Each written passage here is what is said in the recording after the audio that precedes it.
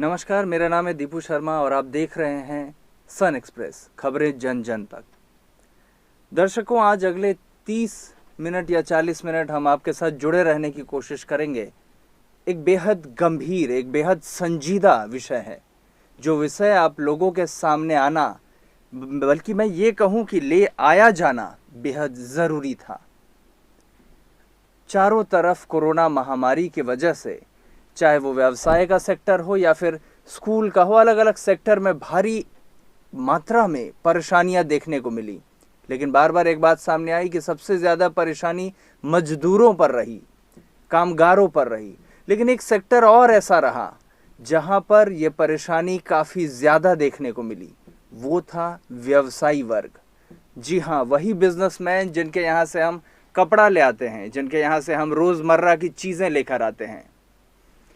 मुझे याद आता है कि अप्रैल महीने में एक ऐसे ही व्यवसायी सामने आए जिन्होंने प्रधानमंत्री से लेकर मुख्यमंत्री तक हर किसी को चिट्ठी लिखी, उनके साथ पत्राचार किया कि किस तरह से व्यवसायी परेशान हैं, किस तरह से व्यवसायी आज मजबूर हैं, किस तरह से इस कोरोना काल में एक व्यवसायी अपनी पुकार कर रहा है और उसकी गुहार पहुंचाने की कोशिश कर रहा है। आज ऐसी ही एक शख्सियत को, जो हमारे शहर से हैं, सिलीगुड़ी से हैं, आप सबों के साथ हम यहाँ मिलवाएंगे। सबसे पहले मैं हमारे मेहमान का परिचय करा दूं। जुगराज सिरोहिया जी हमारे साथ हैं, जो हमारे ही शहर के एक व्यवसायी हैं, एक साधारण व्यवसायी, वैसा ही जैसे आपके नुक्कड़ में रहता है। तो जुगराज जी, ये बताइए सबसे पहले कि आपने अप्रैल महीने में अपनी आवाज़ बुलंद की, प्रधानमंत्री से लेकर मुख्यमंत्री तक हर किसी तक अपनी आवाज़ पहुंचाई। विषय था जीएसटी। मैं अपनी दर्शकों की जानकारी के लिए बता दूं, जीएसटी मतलब goods and service taxes. Generally हम कुछ भी खरीदते हैं, कोई भी सामान खरीदते हैं, कोई भी माल खरीदते हैं, आसान भाषा में उसका जो हम टैक्स पे करते हैं फिलहाल, वो जीएसटी है। तो अपनी जीएसटी को लेके जुगराज जी लगातार आवाज़ बुलंद किया। क्या वजह था, क्या ऐसा, मतलब आप पहले तो ये बताइए कि आपकी नज़र में जीएसटी है क्या चीज़, हमारे दर्शकों को भी आप बताएं आसान भाषा में, संक्षेप में। मैं सबसे पहले सन एक्सप्रेस के सभी दर्शकों का धन्यवाद देता हूं और अपनी बात शुरू करने से पहले मैं इनको बता देना चाहता हूं कि अप्रैल में मैंने जीएसटी के बारे में कुछ नहीं कहा था। मैंने फोकस किया था कि आज व्यवसायी किस हालात में हैं और उनको क्या क्या मदद चाहिए, उस चीज़ को लेके मैंने ध्यान आकर्षित करने की कोशिश की थी। जीएसटी, ये मुद्दा जीएसटी का मुद्दा से कोई रिलेटेड नहीं था। नहीं, अप्रैल में जीएसटी वाली बात नहीं थी, किस तरह से परेशान है व्यवसायी, और उसमें कहीं ना कहीं जीएसटी का भी एक रोल रह चुका था। जीएसटी, देखिए ये जीएसटी, अब जीएसटी के बारे में थोड़ा सा संक्षिप्त में बता देना चाहता हूँ कि जीएसटी एक भारत सरकार द्वारा लगाया या टैक्स प्रणाली है, जिसका मूल उद्देश्य है कि ऑल स्टेट में सभी वस्तुएं और सभी सेवा जितने भी है उनमें टैक्स की एक ही स्लैब में हो। मतलब आज अगर बंगाल में 18% कोई, जैसे आज मोटर पार्ट्स हम लोग करते हैं, हम लोग पेट्रोलियम प्रोडक्ट बेचते हैं, तो 18% अगर बंगाल में टैक्स है तो गुजरात में भी 18 होना चाहिए। पहले ये सिस्टम नहीं था। तो ये बहुत ही अच्छी प्रणाली है, क्योंकि पहले कस्टमर अपने आप को ठगा हुआ महसूस करता था। उसको ये लगता था कि यार हमारा तो यार बंगाल में रेट महंगा है या गुजरात में रेट महंगा है और बंगाल में और रेट सस्ता है। तो इसका मूल कारण उसमें लोगों को समझ में आया, गवर्नमेंट को भी ये समझ में आया कि हो सकता है कि टैक्स के चक्कर में लोग को रेट कस्टमर को ज़्यादा लग रहा है। तो गवर्नमेंट ने एक ऐसी पद्धति दिमाग में आई और इंटरनेशनल भी इनके ऊपर प्रेशर था, अब जिसके कारण ये जीएसटी की लागू किया गया, जो शायद मेरे ख्याल से 2017 में लागू किया गया था, जिसका मूल उद्देश्य यही था, जिसके आधार पे आज गवर्नमेंट को बहुत अच्छी उसको टैक्स कलेक्शन की सुविधा भी हो रही है और अच्छा उनका टैक्स अर्जन भी हो रहा है, जिसके कारण वो डेली का डेवलपमेंट के जो कार्य है और अपने जो भी गवर्नमेंट के खर्चे हैं वो इजीली निकल रहे हैं, जैसा मेरे नॉलेज के हिसाब से। जी, तो एक बात बताएं कि आपने ये बताया जीएसटी क्या है, लाने की ज़रूरत क्यों पड़ी, फ़ायदे क्या हो रहे हैं। तो आप मुझे ये बताएं कि आम जो लोग हैं, आम जो व्यापारी हैं, उनको क्या कहीं दोष दिखता है या बिल्कुल परफेक्ट सा है जीएसटी? मैं आपके हिसाब ये जीएसटी जब आई गई थी मुझे एकदम ध्यान में है, क्योंकि मैं आज यहाँ 15 साल से बिजनेस कर रहा हूँ और ट्रेडिंग ही कर रहा हूँ, क्योंकि मेरा होलसेल, रिटेल और डिस्ट्रीब्यूटर हाउस बिजनेस है और मेरे को भगवान की दया से तीनों का ही अलग अलग एक्सपीरियंस रहा है। तो जीएसटी आने से पहले वकीलों द्वारा, स्थानीय हमारे टैक्स से जो हम सेल टैक्स ऑफिस में ऑफिसर से मिलते थे, हमारे जितने भी ऑफिसर्स वगैरह थे और हमारे जितने भी सीए वगैरह थे, उनसे जब भी हम लोग की मीटिंग होती थी हमें बताया जाता था बहुत ही सिंपल टैक्स है, इसमें अब आप लोगों को सरदर्दी कम होगी और आप एक आराम से स्मूथली जो है, मतलब इसको ऐसा बताया गया था खास करके व्यापारी वर्ग के लिए जो ट्रेडिंग करता है। मैं मैन्युफैक्चरिंग की बात अभी नहीं कर रहा हूँ, तो ट्रेडिंग वाले के सामने ऐसा पेश किया गया कि बहुत ईजी। तो अब जब सब आदमी इजी बोल रहे थे, हम लोग ने भी यही सोचा, हमने भी जैसे हम लोग से एसोसिएशन वाले ने सब ने ये सोचा नहीं बहुत अच्छा है, अगर ऐसा हो जाएगा तो हम लोग बहुत अच्छे तरह काम कर पाएंगे। यहाँ का व्यापारी जो आज बार बार कह रहे हैं सोचा था, मतलब सोचा था, मैं पूरी बात इसलिए बोलना चाह रहा हूँ क्योंकि जीएसटी आने के बाद ये पूरा का पूरा जब इम्प्लीमेंटेशन का टाइम हुआ, प्रैक्टिकल हम लोग देखा तो ये सिर्फ मैन्युफैक्चर के लिए बड़ी बढ़िया हुआ। मैन्युफैक्चर को एक्साइज देना पड़ता था, उनको एजुकेशन टैक्स देना पड़ता था, सेस देना पड़ता था और भी उनको बहुत से अकाउंट मेंटेन करने पड़ते थे जिससे बहुत ज़्यादा परेशान थे जी।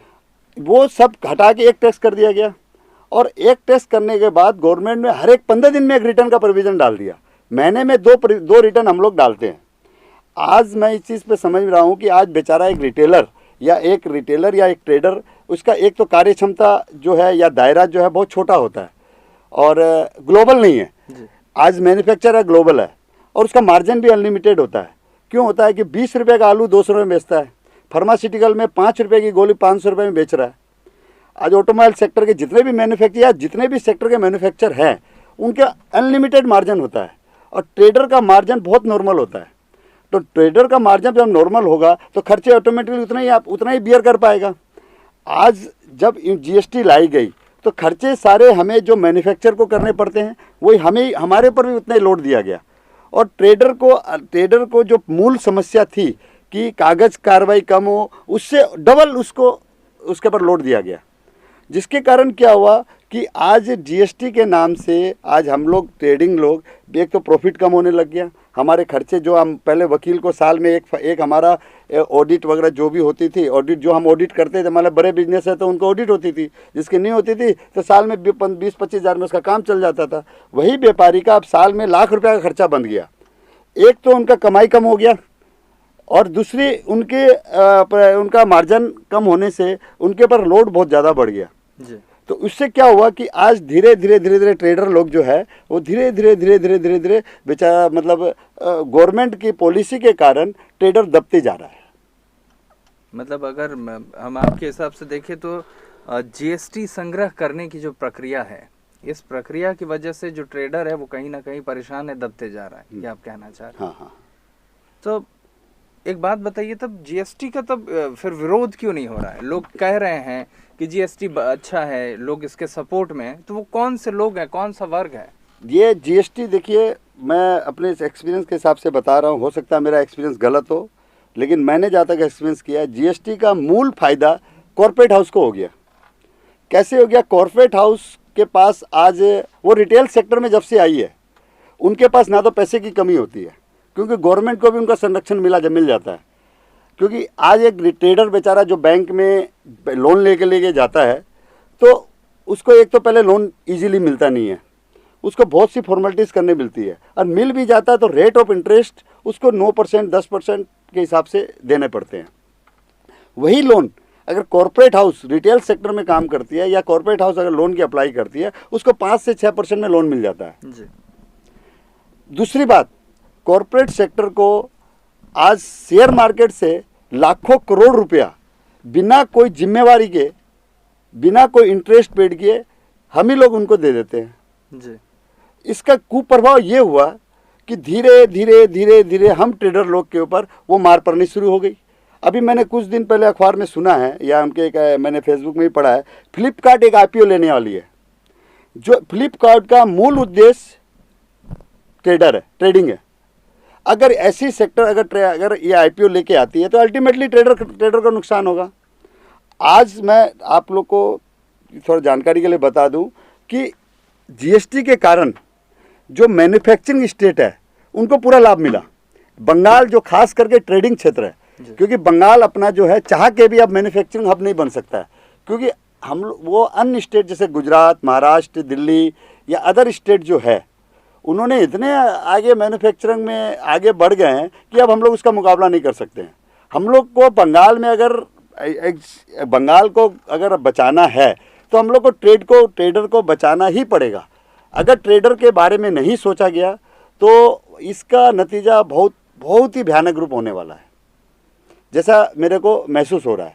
और कॉरपोरेट हाउस के पास पैसे की कमी नहीं होती है, तो वो धीरे धीरे ट्रेडर जो बेचारा आज मेहनत करके कोई ब्रांड को स्टैंड करता है, तो पैसे के बलबूते पे कॉरपोरेट हाउस उसे उस कंपनी को अपने बस में कर लेती है। दूसरा, अगर कोई कॉरपोरेट हाउस उसको माल देने के लिए मना भी कर देता है तो गवर्नमेंट का उनके पास संरक्षण प्राप्त होता है, तो गवर्नमेंट के थ्रू अपना माल मंगवा लेती है, जिसके कारण एक चेन सिस्टम पहले चल रहा था। पहले बिजनेस का क्या सिस्टम था, कोई भी ट्रेड का, हमने जहाँ तक अपने जब बिजनेस स्टार्ट किया था, एक कंपनी एक डिस्ट्रीब्यूटर होता है, डिस्ट्रीब्यूटर के अंडर में रिटेलर होते थे जो लाख हजारों की संख्या में होते थे और वो अपना काम करते थे। और अभी वो डिस्ट्रीब्यूटर चेन सिस्टम को ख़त्म कर दिया गया। कहीं कहीं तो हमने ऐसा भी देखा है कॉरपोरेट हाउस डिस्ट्रीब्यूटर से नीचे माल बेच रही है। अब कॉरपोरेट हाउस कैसे नीचे माल बेचेगी, आप खुद सोचिए कि जब डिस्ट्रीब्यूटर उस परचेज रेट से भी सस्ता कोई माल बेच रहा है, इसका मतलब कहीं ना कहीं तो हमारी कमजोरी है सिस्टम में। और धीरे धीरे जो ये हमारा जो ट्रेडर क्षेत्र है बंगाल, वो कहीं ना कहीं ये कैंसर की तरह आज मेरे को महसूस, आज मेरा जो सेल बढ़ना चाहिए, क्योंकि ऑटोमेटिकली आज हम लोग भी कहीं भी जाते हैं, कोई भी बात करते हैं, ग्रोथ का बात करते हैं, कहीं भी सेक्टर में जाएंगे, वो एक ही बात क्वेश्चन करेगा कि लास्ट ईयर आपकी क्या सेल थी, इस साल बढ़ाओ जो भी है। तो आज अब धीरे धीरे हमारी सेल, कंपनी अगर चले जाएगी या कंपनी हमसे, कोई पार्टी हमसे माल नहीं लेगी, हमारे रेट महंगे होंगे, तो नेचुरली इसका रेट घटते, हमारा सेल घट जाएगा। तो अल्टीमेटली अगर आसान भाषा में जुगराज साहब हम बात करें तो हम ये देख पाते हैं कि कॉरपोरेट हाउस की वजह से, और कॉरपोरेट हाउस जिस तरह से लगातार जो चली आ रही परंपरा थी ट्रेडिंग जगत में, उसको तोड़कर सीधे लोगों के घर तक जिस तरह से चीज़ों को पहुंचाने की एक होड़ में लगा हुआ है फिलहाल, वो चाहे अलग अलग कंपनियों के माध्यम से हो या डिस्ट्रीब्यूटरशिप चेन को तोड़कर आगे जाना, इससे ट्रेडर पर प्रभाव पड़ रहा है। खास करके उस जगह जहाँ ट्रेड ज़्यादा है, जैसे बंगाल क्यों ज़्यादा है, क्योंकि यहाँ ट्रेडिंग है। ये आप गुजरात, महाराष्ट्र, दिल्ली वगैरह में कोई प्रॉब्लम नहीं है कि वहाँ मैन्युफैक्चर ज़्यादा है। आज आपके पास अगर आपका काम नहीं चलता तो आपके पास ऑप्शन है कि आप मैन्युफैक्चरिंग में जा सकते हैं, लेकिन हमारे बंगाल में ऑप्शन नहीं है, क्योंकि हम जो चीज़ प्रोडक्शन करेंगे काफ़ी सस्ता माल गुजरात, महाराष्ट्र, दिल्ली में वो प्रोडक्शन हो रहा है, और ये वहाँ पे इंफ्रास्ट्रक्चर ऐसा है, रॉ मटेरियल ऐसे है कि हमको वहीं से उसी स्टेट पे डिपेंड होना पड़ेगा। तो वो जब यहाँ आगे मैन्युफैक्चरिंग करते हैं, हम कोई भी ट्रेड की बात करते हैं, तो प्रैक्टिकल पॉसिबल नहीं है कि हम बंगाल में मैन्युफैक्चरिंग कर सकें। तो अल्टीमेटली आप देखिएगा कि सिलीगुड़ी सराउंडिंग एरिया में हमारे पास जो मैन्युफैक्चरिंग है, आप खुद महसूस कीजिए कि हम खाली टी छोड़ के बहुत बड़े लेवल में कोई भी धंधा नहीं कर पा रहे। आज चाय भगवान की दया से बचा दिया कोरोना काल में। आज कोरोना में हमें देखने वाले चाय इंडस्ट्री के कारण आज बंगाल में जो रौनक, नॉर्थ बंगाल का एटलीस्ट जो रौनक दिखाई दे रही है, उसके पीछे चाय उद्योग है। क्योंकि टूरिस्ट ख़त्म था, ट्रेडर के पास पैसे नहीं थे, चाय उद्योग ने इसकी इज्जत बचाई, क्योंकि चाय के अच्छे रेट मिले, और चाय के जो व्यापारी हैं उन्होंने भी अपने लेबर्स को, अपने जितने भी हैं उनको अच्छा बोनस वगैरह दिया, जिसके कारण आज थोड़ा बहुत जो मार्केट में रौनक दिखाई दे रही है, उसका एक ये भी कारण है।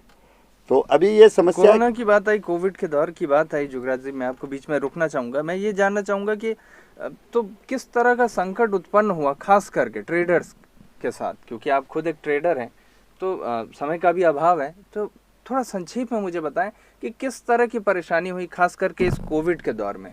नहीं, कोविड के दौर में देखिए परेशानी ये हुई कि लोगों के पास, देखिए आज जिस सेक्टर में जिसको ज़रूरत थी उसने वही सामान लिया। जैसे आपको अगर खाने पीने की ज़रूरत है तो आप खाने का ले रहे हैं, आप एक्स्ट्रा जो खर्चा करते थे उस, नहीं, मेरा मतलब है जीएसटी की वजह से किस तरह का संकट उत्पन्न हुआ इस कोविड के दौर में खास करके।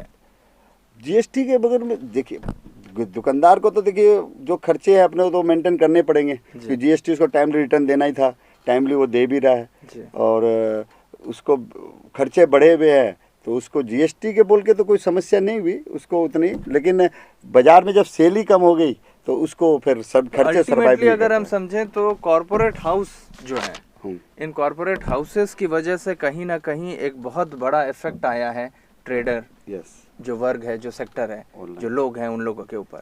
इसको हम संक्षेप में समझ सकते हैं। एक चीज़ मैं और चीज़ आपको ध्यान आपके चैनल के थ्रू बोलना चाहूँगा, ऑनलाइन में सबसे बड़ी प्रॉब्लम क्या हो रही है अभी, कि आज रिटेल सेक्टर में वो एक एक पीस, जैसे गुजरात, महाराष्ट्र या दिल्ली का व्यापारी बंगाल में काम कर रहा है, अगर मैं सिलीगुड़ी का बंगाल का व्यापारी हूँ तो मुझे ट्रेड लाइसेंस लेना पड़ता है। मैं अगर कोई फ्लेमेबल आइटम का काम करता हूँ तो मुझे वो क्या बोलता है उसको, फायर लाइसेंस लेना पड़ता है। पोल्यूशन का कोई काम कर रहा हूँ, जैसे बैटरी ट्रेड में अभी पोल्यूशन सर्टिफिकेट कंपलसरी हो गया बंगाल में, तो वो लेना पड़ता है। और भी एक दो और सर्टिफिकेट हमें लेने पड़ते हैं। लेकिन जो रिटेल सेक्टर में जो दिल्ली, बम्बई, गुजरात, महाराष्ट्र या अन्य स्टेट में यूपी बैठ काम कर रहा है, एक एक पीस भेज रहा है, उसको कुछ नहीं लेना पड़ रहा है। तो उससे क्या हो रहा है कि आज मेरे तो खर्चे बंधे हुए हैं, उनके तो कोई खर्चे ही नहीं है। वो रिटेल सेक्टर में आने से ऑनलाइन जिस हिसाब से आ रहा है, तो आने वाला फ्यूचर में हमको ऐसा लग रहा है कि बंगाल के व्यापारियों पे जो टैक्स का लोड तो बढ़ रहा है, लेकिन अदर स्टेट के को ऐसे ही छोड़ दिया गया, तुम लोग काम करो खुला। तो अब खर्चे हम बांध के काम कर रहे हैं और हमारी रेट ऑटोमेटिकली हाई होगी। तो जब मेरे खर्चे बंधे हुए हैं तो आज उसका खर्चा भी, तो आज दुकान का खर्चा निकलेगा, कॉस्टिंग कोई भी निकलेगी तो मेरे माल पे निकलेगी। तो उनका माल पे कोई खर्चे नहीं है और हमारे माल पे खर्चे डे वन से लग जाते हैं, तो वो वहाँ पे हम लोग मर रहे हैं। तो ऑनलाइन सेक्टर के कारण गवर्नमेंट को जो नुकसान हो रहा है उसका भी ध्यान रखना चाहिए, एक प्रोटोकॉल बनाना ही चाहिए। नहीं तो अगर ऑनलाइन को बहुत अगर ओपनली स्टेप से खोल दिया गया तो मैं सोच रहा हूँ कि कोई भी स्टेट हो, खास करके बंगाल स्टेट में ये इसका इम्पैक्ट आने, क्योंकि गाँव में वो लोग पहुँच गए, पहले गांव में लोग नहीं पहुंचे हुए थे। अभी मैंने देखा है फ्लिपकार्ट, अमेज़ॉन, सुबह घर से निकलते हैं तो वो लोग 50-100 मतलब बैग भर के वो सामान घर में डिलीवरी कर रहे हैं और यहाँ दुकान में बोनी तक नहीं हो रही है। तो अगर हम लोग कोई प्रोटोकॉल बना के अगर इस चीज़ को आवाज़ उठाए, अच्छी बात है। हम लोग अगर गवर्नमेंट भी अगर इसका एक प्रोटोकॉल बना के ऑनलाइन का बिजनेस के विरोध में नहीं आती है तो आने वाले समय में मैं सोचता हूँ हम जो ट्रेडर क्षेत्र है बंगाल को एक ऑनलाइन भी बहुत तरह बुरी तरह ध्वस्त कर देगा। और मैं एक चीज़ और आपको ध्यान बताना चाहता हूँ, हम लोग मंदा में नहीं है। गवर्नमेंट बोल रही है मंदा, कोई तरह की मंदी नहीं है। क्यों? देखिए आप कोरोना काल में कॉर्पोरेट हाउस ने रिटेल सेक्टर में लाखों करोड़ों का माल बेचा है, ऑनलाइन में लाखों करोड़ का माल बेचा, माल तो बिक रहा है। हमारे जो ट्रेडर थे उनकी दुकानें बंद थी। आपको कोई या किसी को सामान चाहिए था, सामान सबको घर में मिला है, अवेलेबल मिला है। इसका मतलब सेल की कहीं कोई कमी नहीं हुई, खाली कमी थी हमारा जो सिस्टम को, चेन को खत्म कर दिया गया।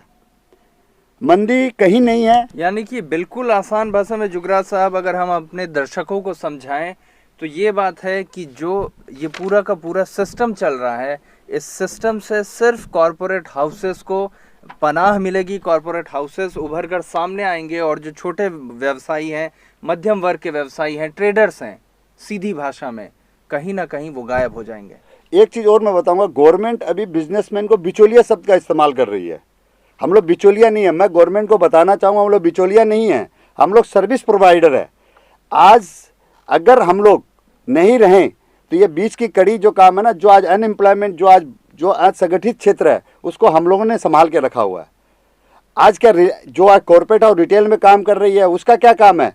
वो क्या मैन्युफैक्चरिंग करती है? वो कभी नहीं करती है। वो भी किसी से माल लेके बेच रही है। तो जब हम लोग को आप जब बिचौलिया वर्ड हम लोग के लिए यूज करते हैं तो आप उन लोगों को भी आप बिचौलिया बोलिए। बिचौलिया हम लोग को बोलने से आज हमारे इज्जत बाजार में जो खराब हुई है ट्रेडर की, इसका मूल कारण गवर्नमेंट भी है। आज गवर्नमेंट ने बिजनेसमैन को इस तरह बना दिया है कि बेचारा सब कुछ दे रहा है, तन मन धन सब कुछ दे रहा है गवर्नमेंट को, लेकिन उसको एहसास नहीं कर पा रहा है कि वो अब गवर्नमेंट को सब कुछ देने के बाद भी उसको हर जगह गाली सुनना पड़ता है। तो ये एक बहुत बड़ा हम लोग के ऊपर एक दाग लगाया जा रहा है। बिचौलिया शब्द का जो हमें बार बार बोला जा रहा है, इस पे गवर्नमेंट को रोक लगानी चाहिए। इस शब्द को बार बार, हम लोग सर्विस प्रोवाइडर हैं, मूल समस्या को समझना चाहिए। कॉर्पोरेट हाउस को रिटेल में आने के लिए प्रोटोकॉल होना चाहिए। जो चेन सिस्टम है, डिस्ट्रीब्यूटर सिस्टम है, उसका पूरा का पूरा ध्यान रखना चाहिए। ऑनलाइन के पूरे प्रोटोकॉल करना चाहिए। ये चीज़ ध्यान रखेंगे तो कोई भी, मेरे ख्याल से बिजनेस अपनी कार्य क्षमता के हिसाब से रिटेलर जो काम कर रहा है वो कोई भी आदमी भूखा नहीं रहेगा, किसी का भी काम हैम्पर नहीं होगा। नहीं तो आने वाले दिन में आज रिटेल सेक्टर, आज ये जो अपना रियल सेक्टर है, जो आप रियल इस्टेट बोल रहे हैं, आज दुकान नहीं चलेगी तो उनका रियल इस्टेट का धंधा कैसे चलेगा? आज दुकान में कस्टमर नहीं आएंगे, माल कैसे बिकेगा? बिल्कुल बिल्कुल सही बात कह रहे हमें हैं सबको जुगराज एक दूसरे साहब। को समझना पड़ेगा बिल्कुल। कि आज हम बंगाल में ये रहते पूरा- हैं ये तो पूरा हम एक सब चेन एक है। चेन बना हुआ है। अगर एक ऑनलाइन चेन है। अगर आना शुरू हो जाए, हमारे दुकान में कस्टमर आना बंद हो जाए तो रियल इस्टेट बंद हो जाएगा, और रियल इस्टेट से लाखों परिवार का धंधा जुड़ा हुआ है। तो ये चीज़ हर आदमी को समझना पड़ेगा, बंगाल के खास करके हर एक आदमी को भी समझना पड़ेगा, और गवर्नमेंट को भी समझाना पड़ेगा कि जो भी चीज़ बंगाल में करो कोई दिक्कत नहीं है, लेकिन सबसे पहले जो चीज़ बिना किसी को हरेसमेंट किए, मतलब चेन किसी को ऐसे नहीं कि आज आप 500 आदमी को नौकरी दे रहे हैं तो 2000 आदमी को सही नौकरी बात है, खा जाएं। 500 आदमी को तो आप दिखा रहे हैं कि रिलायंस नौकरी दे रहा है या अमेजन नौकरी दे रहा है, या 5000 आदमी मर रहे हैं या 5 लाख आदमी मर रहे हैं, उसका आपको ज्ञान भी होना चाहिए। साथ में आपको ये भी समझना चाहिए कि आज कॉर्पोरेट हाउस दिखा रही है किताब में ये 500 आदमी को नौकरी दे रही है, लेकिन इसने 5 लाख आदमी को जो मार के रखा हुआ है, ये भी आपका ज्ञान होना चाहिए। बिल्कुल जुगराज साहब, समय की अपनी एक सीमा है, हमारे पास समय कम है। फिलहाल हम आपसे आगे भी जुड़ते रहेंगे, भविष्य में अलग अलग विषयों पर बात करते रहेंगे। सबसे पहले तो धन्यवाद आपका हमारे साथ जुड़ने के लिए, और हमारे दर्शकों के लिए मैं ये कह दूं कि जुगराज साहब की तरफ से एक ये बड़ी बात सामने आई है कि आज ये जो कॉरपोरेट हाउसेस हैं, अगर इसी तरह से रिटेल सेक्टर में लगातार आते रहें तो ट्रेडर कहीं ना कहीं खत्म हो जाएंगे। एक बहुत बड़ी बात आज आई हमारे मेहमान की तरफ से। आगे भी इसी तरह की तमाम बड़ी खबरों के साथ आपसे जुड़ते रहेंगे, रूबरू होते रहेंगे, हमारे मेहमानों से मिलाते रहेंगे। तब तक के लिए देखते रहिए सन एक्सप्रेस।